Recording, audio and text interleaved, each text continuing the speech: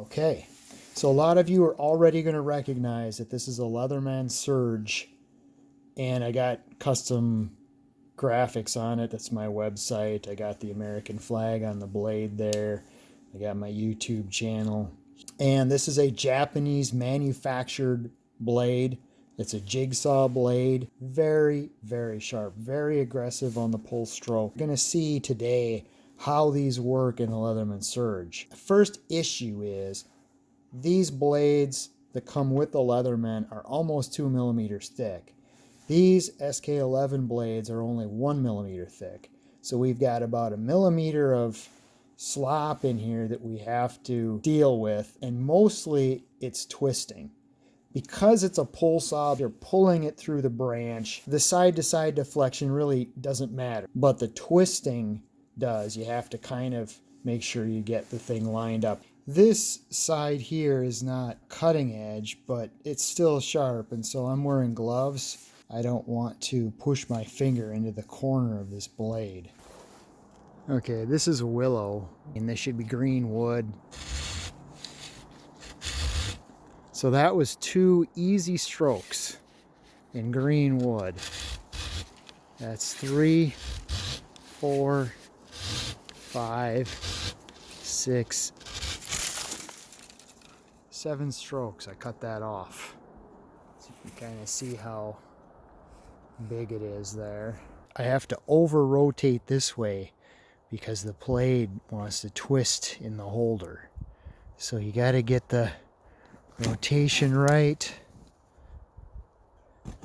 Once you get that, once you get the hang of it, and you don't put any pressure on the blade pushing forward, it's just pull strokes. It's all that is.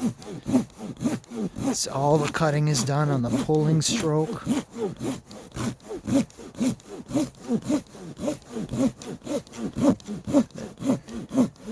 .200 millimeters seems to be a good size. It doesn't seem like it's running short on me. Okay, so we saw how well the blades work. Let's fix the twisting problem. And this is some 5mm Teflon tape, and I'll put links to this in the description. I got this on Amazon, and it takes three thicknesses of this 5mm Teflon tape to completely remove any of the twisting and the sloppiness, and the enclosure for on the Leatherman will still work. So 3 thicknesses doesn't bind up or mess with the enclosure mechanism. It holds it firmly, and the Teflon tape is very durable. It's not gonna wear out, and it completely fixes the problem. So let's take it back out and try it with the Teflon tape in there.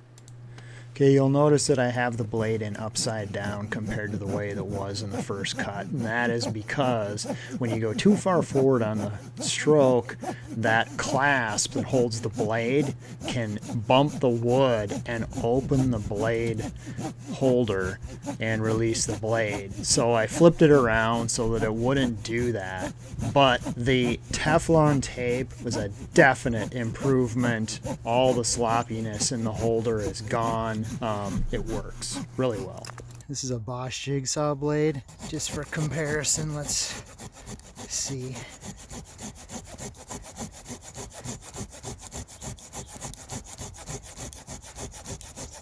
I don't have any of the Teflon tape on here, so there's some twisting that I have to account for with this, but it's actually not doing too bad.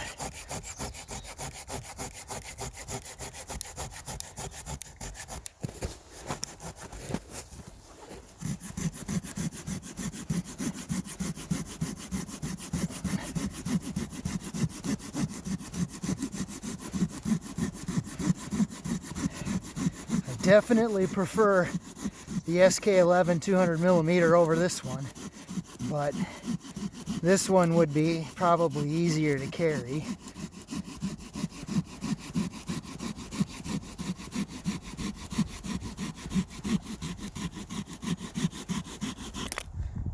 And then I've got the Silky Pocket Boy. This is the 170 curve. This is definitely what I would prefer having.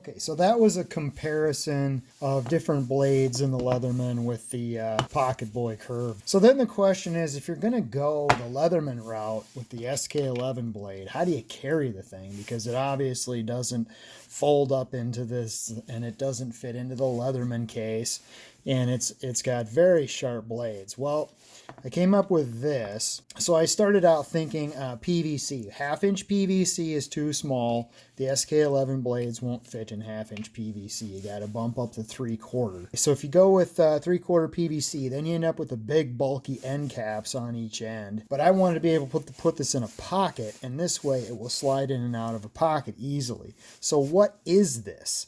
I went to Menards and got a PVC expansion coupler. So this is made to work in the field, in the electrical field, in a situation where you're going to have something moving, either from freezing and thawing or some sort of expansion. And this thing needs to move, but it needs to maintain an airtight seal. So this is an expansion coupler. I paid $12.65 for it, and then I bought these two end caps. These end caps are actually half-inch end caps, but they happen to fit into this 3/4 expansion coupler this way. And then I epoxied these in there. And then of course the problem is that when you seal this all up, you end up with an airtight seal, and this thing basically makes a great big air pump, and you can't get it closed and you can't get it open. So this is a gas can valve. I'll put links to these. I got these on Amazon, and I put that on the end, and it actually leaks enough air to where I don't even have to open it to get this open. But then I've got this that I can use to put the blades in. And what I did was, to protect the blades, I've got the little holder that came with the Leatherman. It's got the Leatherman blade and the file in it. Wrap that around the blade like this. And then I've got the other one. I got another set. And then I've got that Bosch blade in here, just so you can see how it fits together. And then I've got the other file in there. Okay, so that all goes in. It's best to put it in the smallest one, like this. And then that goes together. And then it's like this. And it doesn't open by itself. Just the air pressure in there keeps the thing basically closed. It's not completely watertight because air goes in and out of this cap. This cap is just, cheap, flimsy, doesn't completely seal, but it does the job. If it's raining or it gets dropped in snow, I suppose even if you drop it in a river or you walk through a river and this is in a pocket, it's probably not going to get much water inside of it at all. It would have to be, dunked underwater for a long time, I think, for any water to actually leak inside this. But anyway, so that's what I came up with to carry it. But then that begs the question, okay, you can fit this in a pocket, but why wouldn't you just get one of these and take this? Because this will fit in a pocket too. So you can see, what the trade-offs are. And I went down that rabbit trail, and you can decide now if you want to go down that rabbit trail and do any of this for yourself. So I will put links to these blades, because as far as I know, you can only get them from Amazon Japan.